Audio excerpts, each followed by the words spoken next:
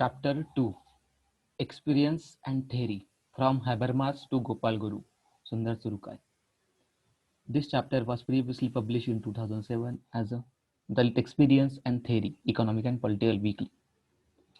In the previous chapter, Gopal Guru has made some important observations about the nature of social science in India.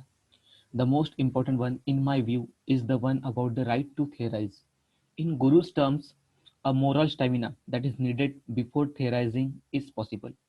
This is an issue that is not limited to Guru's concern about the theoretical exploitation of Dalits.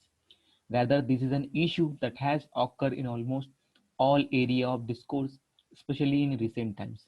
Perhaps reflecting the consumer age, individual and communities now want to copyright and patent over theories about themselves or their communities. The most common way of legitimizing these demand for copyrights or for a moral right to theorize is by taking recourse to the notion of live experience, as indeed Guru does. But what is live experience? What are the elements that constitute live experience? And most important for this copyright view of theory making, what is relation between live experience and theory about this experience? Who has the right to theorize? In recent times, the notion of authority and authenticity have become dominant to the concerns of theorizing. Guru's argument that the live experience of Dalit constitute the only valid and authentic experience, and moreover, that theorizing this experience should be limited only to the Dalits is yet another voice in this trend. The question that is at the foundation of many of this view is basically this: who really has the right to theorize in the social sciences? This is problem that has affected many of us, both in the academics and outside. Consider the theorization of Indian culture, its many aspects such as religion, society, psyche, films, music, so and so on. While there are some eminent theorists based in India, there are more who are outside India. The theories about the Indian experience as experienced by those who live in India now are largely derived from outsiders who at the most may visit India during breaks in their teaching schedule or during vacation because of their position both as a competent thinker and as a being part of the culture that are connected with publishing. Much of what is written about India and accepted by the world arises from such outsiders, whether they be of Indian origin or not. Unfortunately, the idea of participant observation legitimized fieldwork by outsiders who can sample the Indian experience for a few weeks in order to theorize about its many components. This can at times be frustrating as much as it is frustrating for gurus when he see non-Dalit taking over Dalit experience in order to theorize about it. But being frustrated is not enough. What is important is to find argument that can help us establish the validity or otherwise of this position. An important subtext in Guru's article is the anger, sometimes justifiable, about non-Dalit theorizing Dalit experience. This anger is common to many, if not all, communities who exhibit a strong dislike to being object of study by those who do not belong to that community. We routinely hear this when non-Indians make observation about Indian society, culture, or its people. We routinely hear this from scientists when non-scientists write about science, especially on the problematic issue of science. Is this anger toward the outsider justifiable, or can outsider be in position to make meaningful comments about communities he does not belong to, and who really is the outsider? Almost every activity has generated this problem. Artists have questioned critics of art along the same lines. If you are not an artist yourself, what gives you the competence and the right to talk about a piece of art? Scientists and technocrats have often responded to writing about science and technology in a similar fashion. In fact, it has become fashionable for scientists now to be vocal in their attack on philosopher or sociologist of science. The Nobel Prize winner Weinberg claimed that philosophy of science is a gloss on science. And few years back, Sokal and Brickmont launched a frontal attack on postmodernists for abusing scientific terms.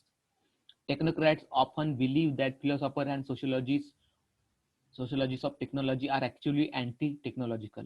But the point is that while it is useful for philosophers of science to understand science, it is also evident that in many cases philosophy of science draw upon philosophy more than science. It uses philosophy to reflect on the practice and discourse of science. As philosophy, it is indeed an outsider to day-to-day scientific practice.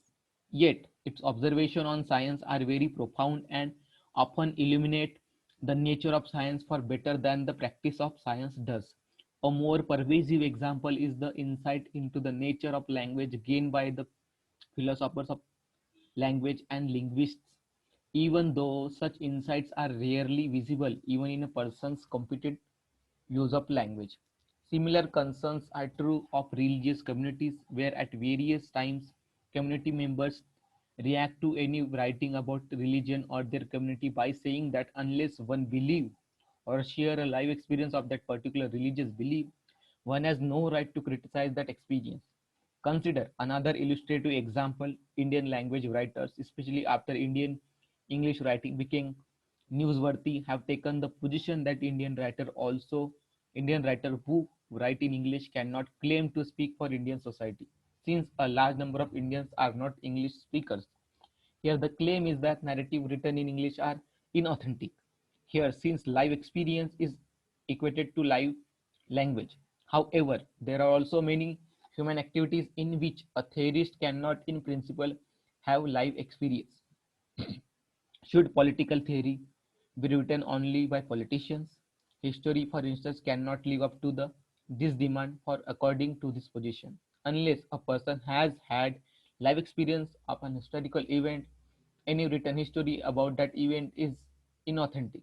Similarly, we cannot theorize about religious fundamentalism unless we are part of fundamentalist obligation organizations. When we talk about empathy with the suffering person, we are able to project something of the other's experience into ourselves, although we do not in any sense have a live experience of the suffering of the other. When we claim that untouchability is a crime, we do not have to have been an untouchable. When we ask for equality of citizens, including women, we do not have to be woman or Dalit to say that. That is, there are experiences that allow us to theorize based on the other principles. For example, principle of human freedom and liberty. But there is a crucial difference in all these claims for authenticity and Guru's argument. In many of these cases, the recourse to authenticity and life experience come primarily when something unfavorable is written about the community or about an experience. When an outsider writes what the community perceives as a good, the outsider is not only accepted but often also valorized.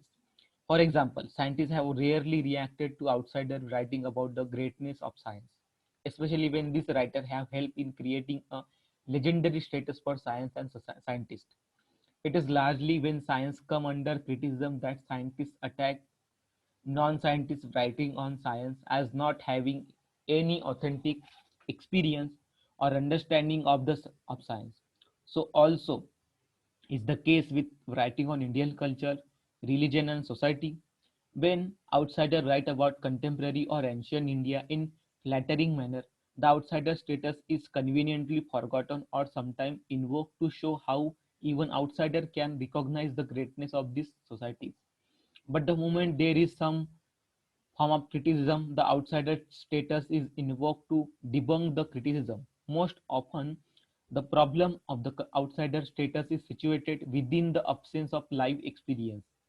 As the outset, it may seem that Gurus is doing the same thing when he claimed that non-Dalit should not theorize about Dalit. That is not really the case. Guru does not take the position that it is impossible for theorists to write about community they do not belong to, as he rightly notes that would involve his inability to theorize about non-Dalit. For Guru, theory has a particular role to play, and that role has to be based on experience and universal reason.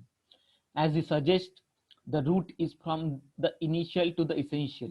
But what is important is that this is a position that he takes prior to any value attached to what non-Dalit writes about Dalit experience. That is, he is not interested in whether the writing of non-Dalit is complimentary or derogatory about Dalit, but only that non-Dalits have no moral right to theorize about Dalits. This is a much stronger view than the discussed earlier and need a critical analysis to see if it is tenable. The basic difference from the others view is that the former react to epistemological claims about something, basically choosing to call somebody an outsider based on judgment on what the outsider writes, whereas guru position is ethical and normative and has no place for theoretical outsider. Another way to understand Guru's claim is to situate the act of theorizing as a political activity. And given the current politics of asymmetry of representation alluded to in the introduction, it is necessary to raise such fundamental question about this process. To understand the complexity in these claims, we need to look more carefully at notion of live experience and the live experience, the dialectic of choice and necessity. Live experience is a catchy term, popular primarily among phenomenologists in the debate about experience and theory. The notion of live experience also play an important role, as it indeed does in Guru's argument. But what exactly is the nature of live experience? What makes live experience unique only to the community or individual who lives it? Experience consists of many elements.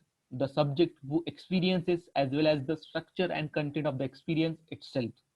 The impetus to experience may be internal or external to the subject.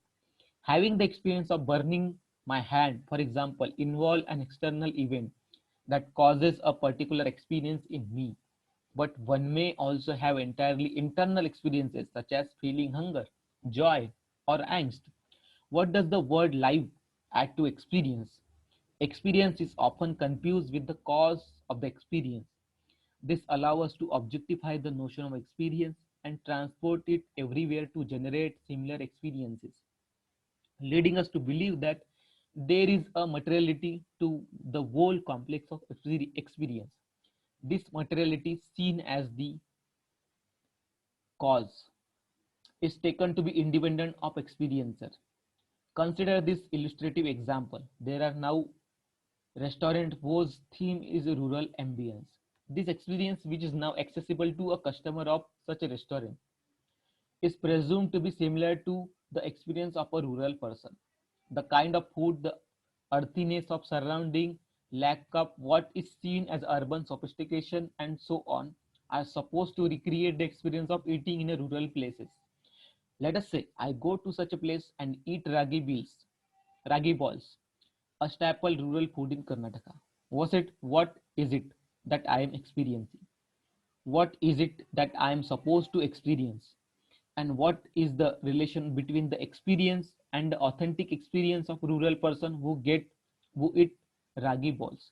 The first point to note is that naive view of experience is based on belief that an experience can be replicated, not the experience of the subject, but the materiality that constitute the experience, that which is thought to be disassociated from total experience.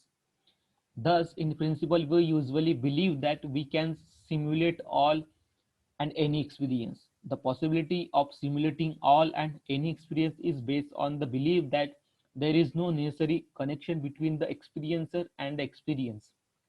For example, I don't have to travel to the moon, but I can, if I train to be an astronaut, get the experience of walking on the moon in anti-gravity chamber. Almost any experience can be duplicated in some sense. Any experience that is commodifiable can be replicated. What is this view of experiences does is to remove the subjects as an essential component of experiences. All experience is thus similar to the experience of fun, fairs, and anybody who pay can participate in the experience. Thus, what is experience is to seen to be independent of the subject who experiences. Such a view of experience influences our common belief about the nature of experience. But can experience really be materialized, commodified, and transferred without taking the subject of experience into account? Now we can understand the importance of the idea of live experience. The most useful way to thematize live experience is to recognize that there is no element of choice or freedom associated with it. In general, we find ourselves placed in a situation and we have to live with what we are given. When a rich man partakes of the experience of the food of the poor, he has a choice and he is asserting that choice. This is also imply that he has a choice of not participating in that experience. It is the subject's will that decide on whether particular experience is experience or not. Experience of this kind, often referred to as a vicarious experience, always comes with three important characteristics. One, the freedom to be part of an experience. Two, the freedom to leave any time if the experience is not satisfactory, and there to modify the experience if necessary to suits one needs. Live experience exhibit in general none of these three characteristics. Live experience is not just about living any experience in the sense that we participate in an experience. If live experience has to play an ethical and epistemological role, if it has to be the adjudicator of some notion of authenticity, then live experience should be used only for those experiences that are seen as necessary experiences over which the subject has no choice of whether to experience or not. The very notion of necessity is itself a complex philosophical problem and one which different cultures seems to have thematized differently. Even if the experience is unpleasant, there is no choice that allows the subject to live, even modify it. The experiencers come to the experience not as a subject who has some control over that experience, but as one who will have to live with that experience. This necessary experience may have some notion of choice in its genesis. That is, I may choose to put myself in a situation over which I have no control. All this makes life experience qualitatively different from mere experience. Consider this example. I am bouncing around in a room without any gravity, simulating the experience of a walking on the moon, and suddenly the oxygen runs out. As long as I have control over the experience, there is really no serious problem because I can get out of the simulated experience. I can go close to the experience of dying, and that is an experience that can be savor because I know that at the end of it, I can get out of the situation. Contrasts this with the life experience of the person who is on the moon and doesn't have an escape wall. The panic engender in this person, the will to survive, the understanding that is generated is in being in such a situation are indeed quite different from simulated experiences where there is always a choice to get out or modify the experience to suit our needs. In the example of the urban restaurant, with a rural theme, suppose I go to eat ragi balls and I find that I don't like the taste. If so, I eat something else or go to some other restaurant. If the Ferris wheel is making me sick, I just get off it. But live experience offer no such easy choice. If living your experience makes you feel sick, then too bad. What this means is that the structure of life experience is one that acknowledges that the essential unbreakable relation between subject who experiences and the context and the content of experience. This unbreakable relation is the relation of necessity and create the absence of choice. Thus, while experience can be duplicated and simulated, life experience cannot be open out for experience by any subject. To take Guru's argument seriously, we have to understand life experience in this manner. For his argument to hold, life experience should be seen as experience of being a subject and not an experience by subject or about a subject.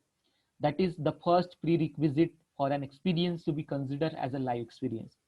is that there is an experience of what it means to be the subject who experiences.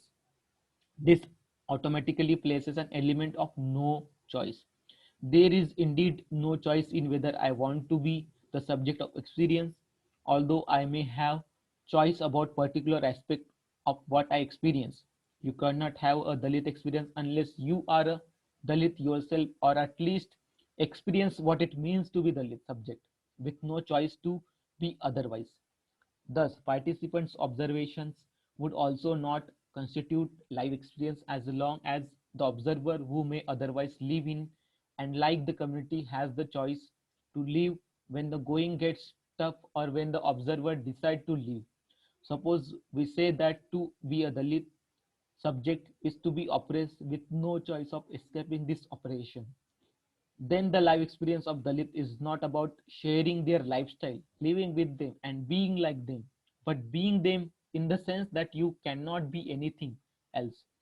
Or in other words, to be a Dalit is not to share all that they have, but to share what they cannot have.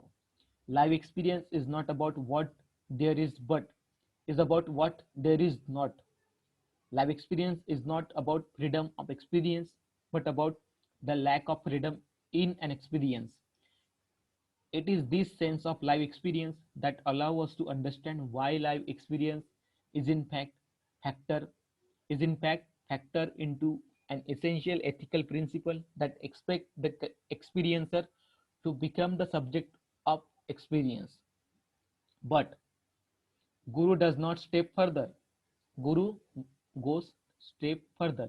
He wants life experience to justify an ethical principle to do theory.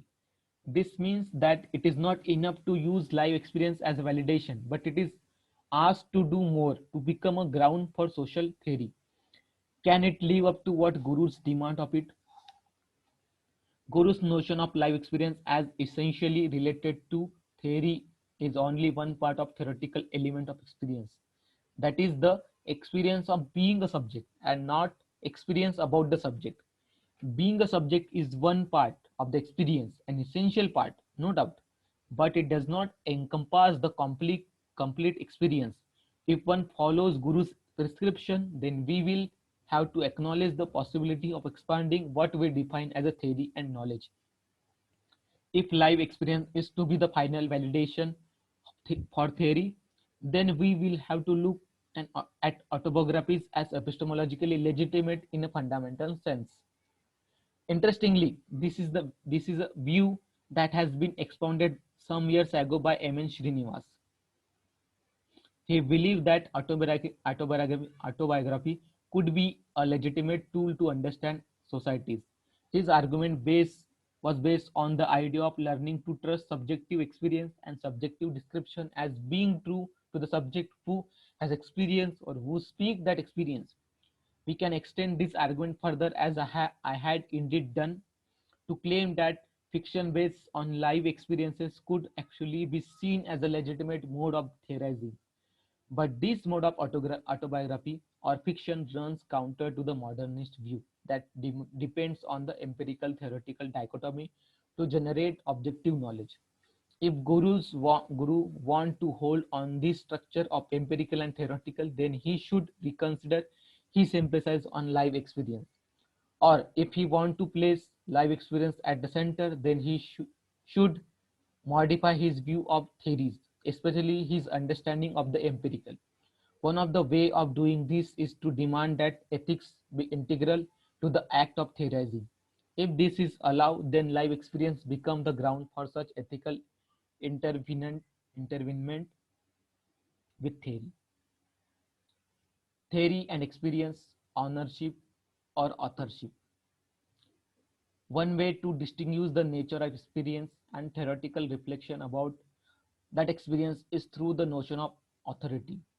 As an individual, an author of her experience, what is the nature of authorship between an individual and the theory she constructs? Authorship is an important criteria in distinguishing experience and theory. A person who experiences is not an author of that experiences, like a person who theorizes about that experience.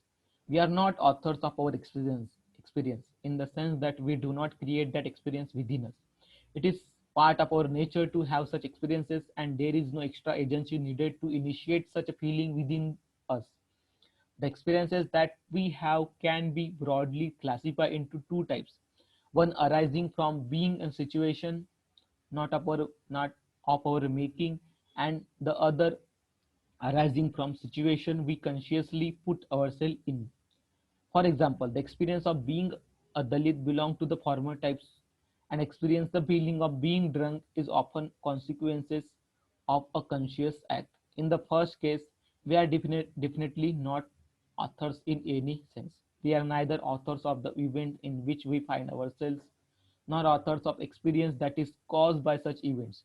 But it could be argued that we are authors of our experience in second type. We simulate the experience of being drunk because individuals choose to drink, and in doing so are aware that they could have that experience of feeling drunk. If we are not authors of our experiences, then how are we related to our own experiences? We are related to our experiences as honors. We own our experiences but do not author them. It is perhaps similar to the way we honor books that we do not author. Ownership confer a set of rights over what we own, and authorship confer a different set of rights over what we author. In the historical trajectory of these ideas, we can see a sense of private and public playing out in these terms. Author have copyright and owner have certain other rights. For the purpose of discussion related to the rights of theorizing our experiences, I suggest that it is the dichotomy of ownership and authorship that is most illuminating. Once we make this move, Guru's claim can be rephrased in the following manner: an owner has stake as an author. The extreme case of claiming that only those who experience can theorize imply that only an owner can be an author. Is this a tenable position? To understand this, we need to look at the notion of the owner in a greater detail. What does an owner actually own? The owner of a book owns something of that book. In this case, only the material constituting a particular book. The owner has no right over that book. She cannot print it and distribute it.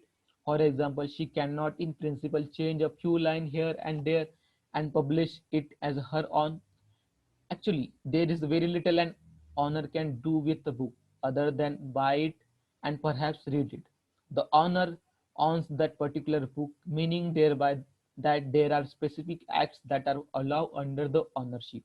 For example, getting rid of it if she doesn't like that book.